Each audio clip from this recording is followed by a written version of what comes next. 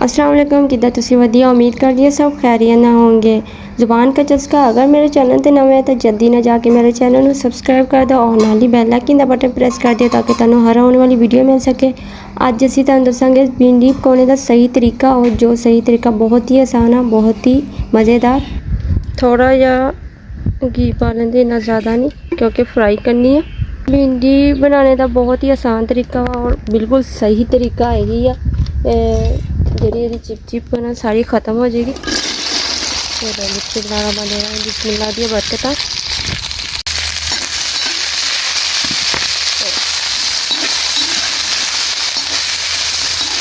बहुत ही मज़ेदार और बहुत ही सस्तेदार रेसिपी है।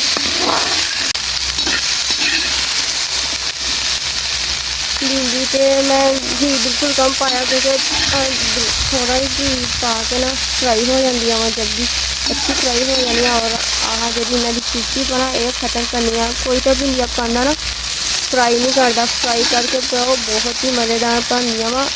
कोई इस तरह पका लेंदा वा, फ्राई भी नहीं करनी उन्होंने तो गंढे वगैरह भुन के तो भिंडियाँ पा देनियाँ, फिर वो सारी चिप हो जाती है।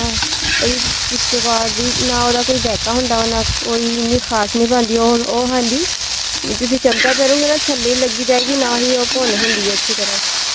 तो यह तरीका सिर्फ यही आ कि फ्राई करके बनाओ, बहुत ही मज़ेदार बनदियाँ वा। अगर मेरे चैनल पर तुम नवे हैं तो जल्दी ना जाके मेरे चैनल को सब्सक्राइब कर दो और नाल ही बैल आइकन का बटन प्रेस कर दियो ताकि तुहानू हर आने वाली वीडियो मिल सके। मेरी वीडियो में लाइक भी कर दिया करो, अपने प्यारे तो शेयर भी कर दिया करो।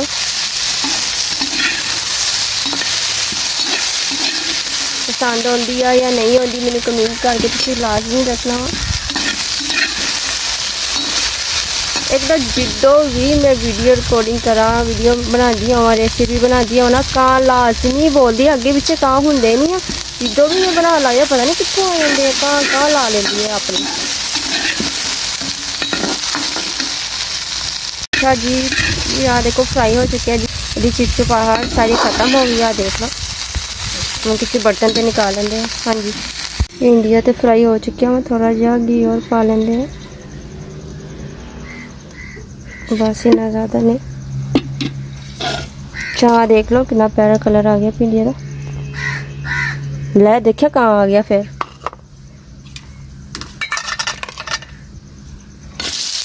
प्याज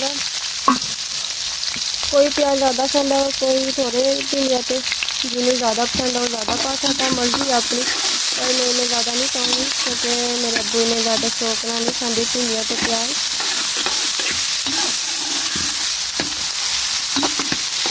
अच्छा इन्हें इन्ना ज़्यादा ब्राउन नहीं करना।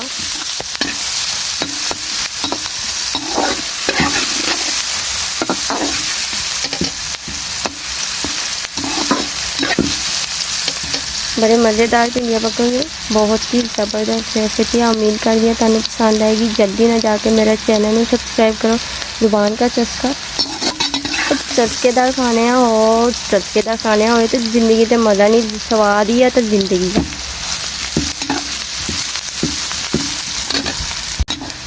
प्याज ने इन्ना ब्राउन नहीं करना, देख लो सिर्फ सीधा दा करना प्याज। हूँ ये मैं पा दूँगी टमाटर, एक टमाटर ही पाऊँगी क्योंकि इन्ना ज़्यादा कोई बहुत हैवी हो जाना ना मसाला, तो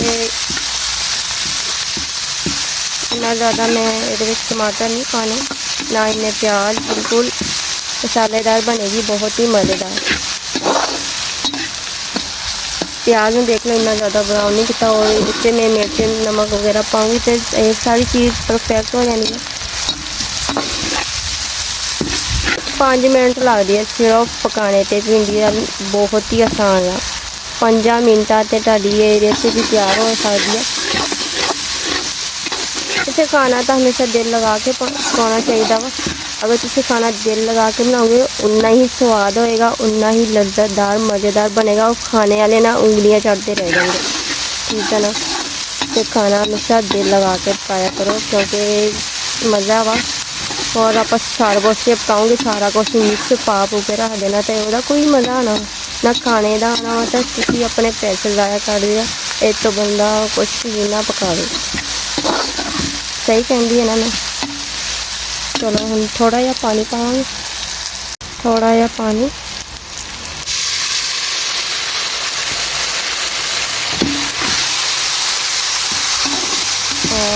नमक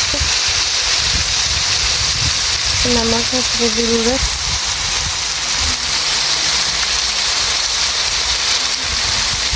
हाफ चम्मच लाल मिर्च, हाफ चम्मच हल्दी,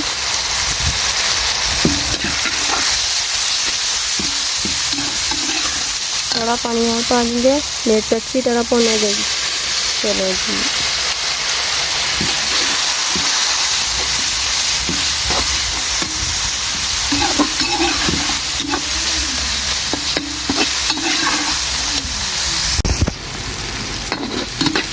चलो जी हम भिंडियाँ पा देंगे।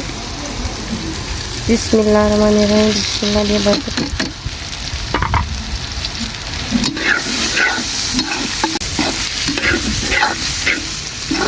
इन्हों ये हल्की हल्की आग ते पकाना है। चलो जी इन्हें आप ढक देंगे, आग बिल्कुल लो कर देंगे। कितना प्यारा कलर है, देखो भिंडिया का भी कलर कितना अच्छा और प्याज का भी। हम बस प्लेट दे देंगे सिर्फ 5 मिनट बाद। चलो जी, चलो माशाल्लाह बहुत ही मज़ेदार। हम ये पावे सुक्का धनिया जो कि बहुत ही अच्छी खुशबू आती है सुक्के धनिया की, और गरम मसाला पा लो माशाल्लाह ज़बरदस्त। चलो जी आ जाओ, जिन्हें खानी है तो बिस्मिल्लाह करते हैं। वीडियो बनाने का सही तरीका तुहानू दस दिता वा, उम्मीद करती है तुहानू भी पसंद आएगा। जल्दी ना जाके मेरे चैनल को सबसक्राइब कर दे और नाल ही बैल आइकन का बटन प्रेस कर दे ताकि तुहानू हर आने वाली वीडियो मिल सके। बहुत ही मज़ेदार और बहुत ही चस्केदार रेसिपी है, उम्मीद करती है तुहानू ज़रूर पसंद आएगी। मैनू कमेंट करके लाजमी दसिए तुहानू मेरी रेसिपी किद्दां दी लगी, और अपने प्यारे ते शेयर भी कर दिया करो। माशाल्लाह बहुत ही अच्छी खुशबू आ रही है, बहुत ही यमी है। अच्छा जी, अपना बहुत सारा ख्याल रखियो। असी फिर मिलांगे नवे चस्के दे नाल, नवी रेसिपी दे नाल। ओके, अल्लाह हाफिज़।